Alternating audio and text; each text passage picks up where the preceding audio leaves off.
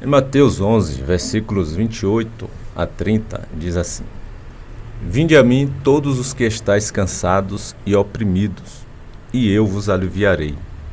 Tomai sobre vós o meu jugo e aprendei de mim, que sou manso e humilde de coração, e encontrareis descanso para a vossa alma, porque o meu jugo é suave e o meu fardo é leve.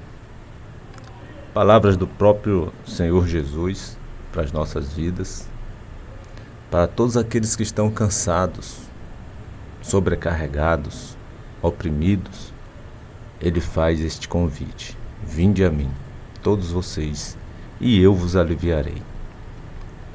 Qual tem sido o seu cansaço, meu irmão? Qual tem sido o seu cansaço? Não estamos falando aqui de um cansaço físico, né? Não é um cansaço físico que nós estamos falando. Estamos falando daquele cansaço que muitas vezes você, de tanto correr atrás de uma solução para algum problema que você esteja aí passando, e você não consegue resolvê-lo nunca. É mais ou menos desse tipo de cansaço aí que nós estamos falando, e que Jesus talvez tenha também se referido. Cansaço da alma, né? Cansaço da vida, não o cansaço físico. Cansaço físico a gente pode até resolver com um bom descanso. Só é desacelerar mais, parar mais, não pegar tanta coisa para fazer, não comprometer seus momentos de descanso, seu momento de sono. E você tem o seu cansaço físico ali, então, restaurado. Mas nós estamos falando aqui daquele cansaço que você não aguenta mais de bater em tantas portas e não ter o seu problema resolvido, e não ter a solução para o seu problema. Por exemplo, a mulher do fluxo de sangue, uma mulher que bateu em tantas portas, né, para ter o seu problema resolvido, e nada acontecia. Em Marcos 5, versículo 25 em diante, você vai ver a história ali da mulher do fluxo de sangue. A mulher já estava cansada, ela não sabia mais o que fazer. E com certeza, aliado ao cansaço, ela estava triste, desanimada, cabisbaixa. Porque olha só, Marcos 5, a partir do versículo 25, vai dizer assim: Aconteceu que certa mulher que havia 12 anos vinha sofrendo de uma hemorragia, de um fluxo de sangue. 12 anos, meu irmão. Veja bem. E muito padecera à mão de vários médicos, tendo despendido, gastado, né, tudo quanto possuía, sem contudo nada aproveitar, antes pelo contrário, indo a pior, tendo ouvido a fama de Jesus, vindo por trás dele, por entre a multidão, tocou-lhe a veste, porque dizia: se eu apenas lhe tocar as vestes, ficarei curada. E logo se lhe estancou a hemorragia e sentiu no corpo estar curada do seu flagelo. Jesus, reconhecendo imediatamente que dele saíra poder, virando-se no meio da multidão, perguntou: quem me tocou nas vestes? Responderam-lhe seus discípulos: vês que a multidão te aperta e dizes: quem me tocou? Ele, porém, olhava ao redor para ver quem fizera isto. Então a mulher, atemorizada e tremendo, cônscia do que nela se operara, veio, prostrou-se diante dele e declarou-lhe toda a verdade. E ele lhe disse: filha, a tua fé te salvou. Vai-te em paz e fica livre do teu mal. Meu irmão, essa mulher já estava muito cansada, querido. E o texto vai dizer que ela já sofria dessa enfermidade há 12 anos. E nós sabemos que 12 anos não é 12 dias, não são 12 meses, que já é muito também ser 12 meses. 12 meses significa um ano, né? Você ficar um ano indo aos médicos para tentar resolver o seu problema e nada, cansa também. Um ano já é muito. Você ficar o ano todo se batendo com um médico, vai em outro, e nada de resolver aquele problema, você ficar padecendo ali durante um ano. sem nada a resolver, pelo contrário, só piorando a sua situação. Imagine 12 anos, meu irmão. Estou falando aqui de 1 ano. Nós já achamos muito. Imagine 12 anos você nesse batido aí. E a Bíblia vai dizer que nada. Pelo contrário, a situação daquela mulher ia de mal a pior. No versículo 26 justamente vai dizer que ela havia gastado todo o seu dinheiro, tudo o que possuía, sem nada resolver. E a sua situação ia de mal a pior. Uma mulher que estava ali já super cansada mesmo, super cansada, que já não sabia mais nem o que fazer. Ela não sabia o que fazer. Ela ia fazer mais o quê? Eu até acredito que, além dos médicos, muitas pessoas ali queriam também dar uma de médico na vida daquela mulher. Com certeza, cada uma dessas pessoas, quando mandava ela fazer alguma coisa, eu acredito que ela ia e fazia tudo o que lhe mandavam fazer. Ela não tinha outra opção mais. Ela não tinha mais a quem recorrer. A situação dela não melhorava. Pelo contrário, ia de mal a pior. Só piorava, meu irmão. Até que chega aos seus ouvidos a solução. Ia de mal a pior até a solução chegar até os seus ouvidos. E ela começa a ouvir falar de um homem que poderia ser a solução daquele seu problema. Um homem que estava sendo a solução para o problema de muitas outras pessoas. E ela começa a ouvir falar atentamente desse homem. E ela fica ali só ouvindo. E aquela mulher começa a encher ali o seu coração de fé e de esperança. E ela toma uma decisão. Quando ela enche o seu coração de fé e de esperança, ao ouvir falar tanto daquele homem, ela vai tomar uma decisão. E essa decisão faz com que ela inicie ali uma talvez difícil jornada para chegar até aquele homem. Uma difícil jornada para alcançar o seu objetivo, que era chegar àquele homem que ela ouvira falar tanto. Aquele homem que ela ouvia falar tão bem. Aquele homem que estava sendo a solução para o problema de tantas pessoas. Por que não poderia ser a solução para o problema dela? Esse homem era o Senhor Jesus, meu irmão.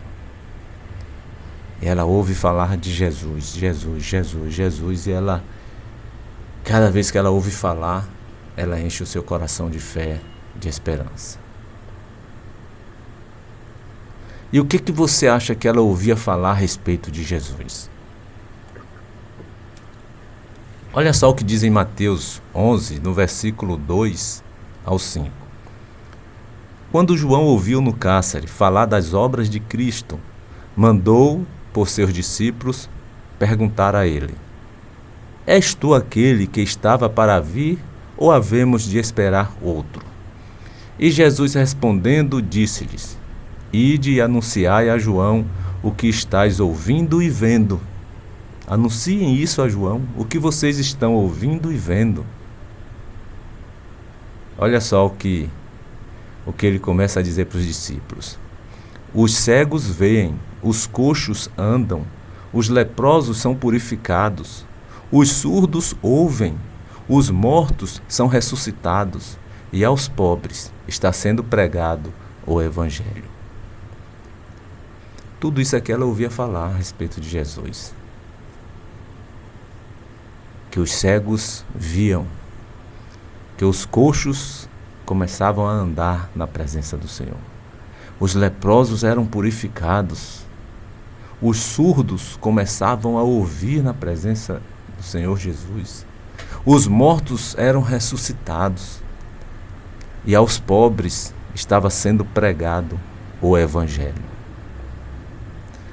E quando essa mulher ouve falar tudo isso a respeito de Jesus, ela vai encher o seu coração de fé. E ela vai ter esperança de que o seu problema poderia ser resolvido ao encontrar-se com este homem. E ela inicia ali uma difícil jornada porque há 12 anos todo mundo ali sabia do problema daquela mulher. E ela era considerada uma mulher impura, ela não poderia chegar perto das outras pessoas por causa da sua impureza.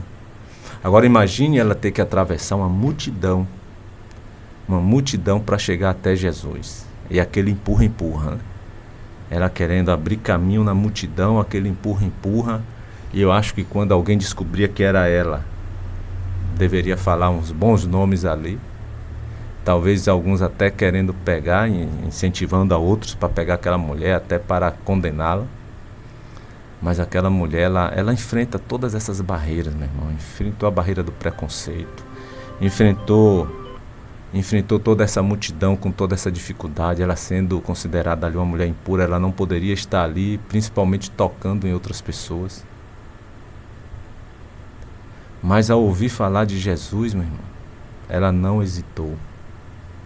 Ela falou: Ele é a solução para o meu problema. Que você possa ter a mesma atitude que essa mulher. Enfrente os empecilhos, os obstáculos, enfrente as barreiras que houver, mas recorra a Jesus, recorra àquele que realmente é a solução para o teu problema. Então isso era o que essa mulher ouvia falar de Jesus, que os cegos viam. Diante de Jesus, os coxos andavam, os leprosos eram purificados, os surdos ouviam, os mortos eram ressuscitados, e aos pobres estava sendo pregado o Evangelho. Paulo vai dizer lá em Romanos 1,16 que ele não se envergonhava do Evangelho, porque o Evangelho era o poder de Deus para a salvação de todo aquele que nele crê. O Evangelho é o poder de Deus para a salvação daquele que nele crê. Então isso era o que essa mulher ouvia a respeito de Jesus, e ouvindo falar isto a respeito de Jesus, aquela mulher encheu seu coração ali de muita fé, de muita esperança. E eu pergunto a você, o que é que você está esperando para que o seu coração, como daquela mulher, também transborde de fé e de esperança, meu irmão? O que é que você está esperando? Assim como aquela mulher do fluxo de sangue, querido, creia que recorrendo a Jesus você vai ter o seu problema resolvido. Pode crer. Mas não faça isso duvidando. Não faça duvidando, não. Porque aquele que duvida é semelhante à onda do mar, impelida e agitada pelo vento. É o que a palavra de Deus diz. Faça, mas não faça duvidando. Creia, e você verá a glória de Deus acontecendo sobre a sua vida. Em Tiago 1,6 vai dizer isso. Falando sobre sabedoria, mas aqui a gente aplica em outras áreas. Peça, porém, com fé, em nada duvidando, porque aquele que duvida é semelhante à onda do mar, impelida e agitada pelo vento. Não duvide, não. Em Marcos 11:23 diz assim: porque em verdade vos afirmo que se alguém disser a este monte, ergue-te e lança-te no mar, e não duvidar em seu coração, mas crer que se fará o que se diz, assim será com ele. A questão é uma fé sem duvidar. Às vezes a pessoa tem fé e fica: será? Será? Não tem será, meu irmão. Ou você crê ou não crê. Se for para você recorrer a Jesus com esta fé duvidando, é melhor você ficar onde você está. Não vá. Porque você não vai conseguir nada, não. Agora, se você realmente crê e você tem fé que, recorrendo a Ele, arrependendo-se dos seus pecados, procurando até mudar de vida, entregue-se nas mãos do Senhor Jesus. Creia nele. Encha o seu coração de esperança e você vai receber aquilo que você precisa receber. Você vai ter a solução dos seus problemas. O próprio Jesus disse aqui: porque em verdade vos afirmo que se alguém disser a este monte, ergue-te e lança-te no mar, e não duvidar, a questão é a dúvida, mas não duvidar no seu coração, mas crer que se fará o que diz, assim será com ele. Marcos 11, 23. Em Mateus 21, 22, Jesus também diz assim, olha: tudo quanto pedirdes em oração, crendo, recebereis. Tudo quanto pedirdes em oração, crendo, recebereis. Não duvidando, não duvidando. E eu acho interessante que ele enfatiza aqui. Ele poderia só falar assim, ó: tudo quanto pedirdes em oração, recebereis. Né? Tudo quanto pedirdes em oração, recebereis. Mas não é só questão orar por orar. Ele enfatiza aqui o crendo. O crendo é não duvidando, mas crendo. Né?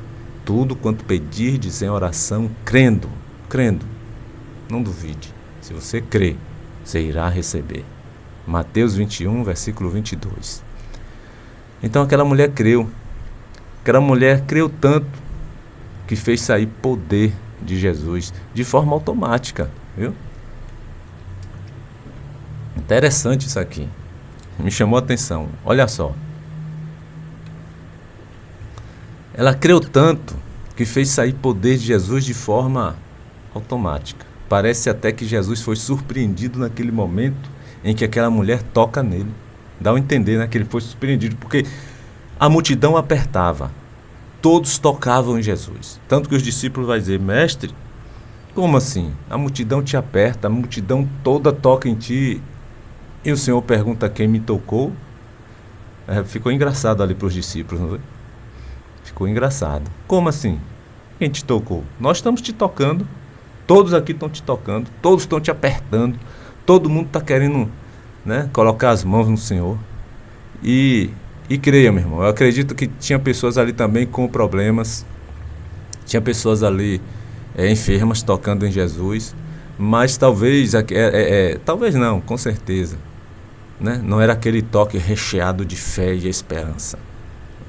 Era aquele toque assim: vamos ver se dá em alguma coisa, né? Vamos ver. Estão dizendo, vamos tocar para ver. Duvidando. Vamos ver. Tem gente que vai orar, vamos ver. Vamos ver se a oração tem poder mesmo. Vamos ver se acontece alguma coisa. Não adianta, querido. Você tem que crer. Você tem que acreditar realmente que é possível, porque é possível. Mas o Senhor, Ele quer ver você confiando 100% nele. Não é: não estou pagando para fazer isso mesmo, eu vou fazer. Se der certo, Deus. Se não der, é como se você estivesse perdendo seu tempo. Então, a multidão apertando Jesus, a multidão tocando em Jesus, e de repente, Jesus percebe que sai poder dele. Saiu poder. Só que nós sabemos que Jesus é onisciente, sabe todas as coisas. Mas naquele momento ali, ele se faz homem, né? Ele, como homem, ele se vira e fala: olha, alguém me tocou, porque de mim saiu poder. E se aquela mulher ela não se revela ali naquele momento, ele ia saber que era ela. Porque ele é onisciente. Ele sabe todas as coisas. Mas ele se vira assim, imediato, e ele fala: alguém me tocou. Mas por que ele fala: alguém me tocou? Porque dele sairá poder. De forma automática, meu irmão. Quando você, pela fé, você toca em Jesus, automaticamente sai poder. Sai poder para a sua vida, para abençoar a sua vida, para te curar, para resolver os seus problemas. O poder de Jesus sobre as nossas vidas é algo assim tremendo, meu irmão, abençoador. Então, naquele momento, a mulher, com aquele toque cheio de fé e de esperança, faz sair poder de Jesus. Você vai ver aí no versículo 30, Marcos 5, versículo 30, ele dizendo assim: Jesus, reconhecendo imediatamente que dele saíra poder, virando-se no meio da multidão, perguntou: quem me tocou nas vestes? Quem me tocou nas vestes? Muita gente está tocando Jesus aí pela fé, mas uma fé que está duvidando e às vezes não recebe aquilo que está precisando. Não tem a solução dos seus problemas resolvidos. Você precisa tocar em Jesus, mas crendo, 100%. Creia. Creia que você não vai dar viagem perdida. Você já pensou você fazer uma viagem longa para resolver um problema e você se dispor a fazer aquela viagem assim, duvidando, eu vou lá ver se dá alguma coisa. A maioria não vai fazer isso, desiste até de ir, né?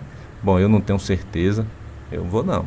É muita estrada, é muitos dias de viagem, é muito gasto, para eu não ter certeza, para ainda ficar meio assim, talvez, né? Esse talvez eu não vou não vou fazer esse sacrifício todo, né?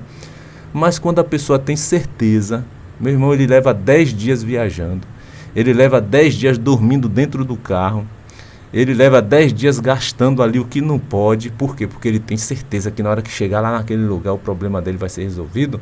Ele vai, ele faz todo o sacrifício que precisa. Ele vai, se ele duvidasse, ele nem iria. E é assim que Jesus quer que você creia nele, que você vá a ele 100% de certeza que você não vai dar sua viagem perdida. Creia que Jesus é capaz de solucionar o seu problema. E vá até ele com o coração cheio de fé e de esperança, meu irmão. Você pode ter certeza que ele não vai te decepcionar. Você está cansada, você está cansado de bater em tantas portas e não ter o seu problema resolvido? Procure a verdadeira porta, querido. Procure a verdadeira porta que pode resolver o seu problema, que pode te salvar da sua dor, da sua enfermidade, do seu problema, e pode te salvar também de uma vida de perdição. Ele quer te dar vida eterna. Ele preparou moradas para que onde ele esteja, nós estejamos também. Ele quer te salvar de toda e qualquer situação. Jesus é essa porta. E eu encerro deixando João 10, versículo 9, onde ele diz: eu sou a porta. Se alguém entrar por mim, será salvo. Entrará e sairá e ainda achará pastagem. Só Jesus é essa porta, querido. Fique perdendo tempo batendo em tantas portas de forma inútil, não. Essas portas enganosas que você pode já ter batido aí em tantas portas que tem te enganado e vai te enganar, porque essa porta ela não te salva da vida ruim que você está levando. Ela não te salva de uma vida de perdição. Ela não te garante vida eterna. A única porta que pode te dar vida eterna e te salvar de toda e qualquer situação, essa porta tem nome e é Jesus. Ele disse: eu sou a porta. Se alguém entrar por mim, será salvo.